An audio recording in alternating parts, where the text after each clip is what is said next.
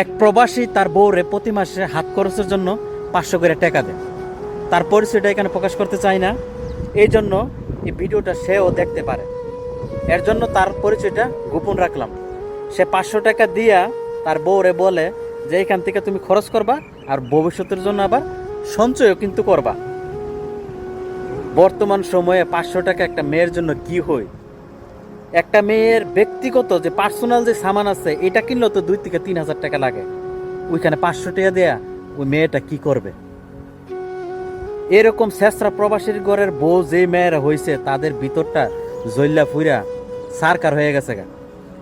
এরকম শেষরার বউরই কিন্তু পরপুরুষের সাথে পরক্রিয়া করে, অবৈধ সম্পর্ক গড়ে তোলে, আবার বাইকেও জায়গা। তারা চিন্তা করে যায় এরকম শেষরার সংসারে থাকার চাইতে না থাকাই ভালো, এর চাইতে বন জঙ্গলে গিয়ে বসবাস করলো অন্য পুরুষের সাথে সুখে শান্তিতে থাকতে পারবো।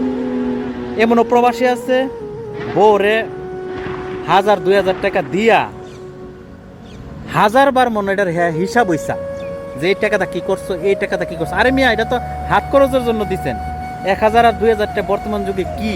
একটা মেয়ের একটা লিপস্টিক কিনলে, একজন জুতা কিনলেই শেষ এই টাকা, এটার বিচারে পাওয়া যাবে না।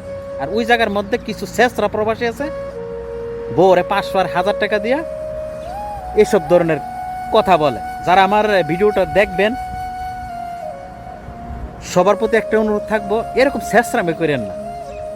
এমনিতে তো মিয়া বউর কাছ থেকে বছর 2 বছর দূরে পড়ে থাকেন, দেয়ার এমনি সুখ দিতে পারেন না, আবার মুখ দিয়ে যদি এরকম গিরগির গিরগির গিরগির করেন, ব্যাট ব্যাট করেন, তাহলে আপনার বউ আপনার সংসার করবো? লাত্তি দা ফালাইয়া চলে যাবো গা।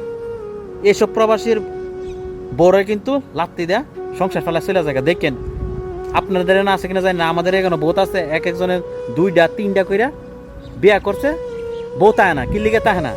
এসব হাসিয়তের কারণে। হাসিয়ত বদলান, বউর লোকে ভালো ব্যবহার করেন, 500-600 দিয়া 1000 বার হিসাব চাইেন।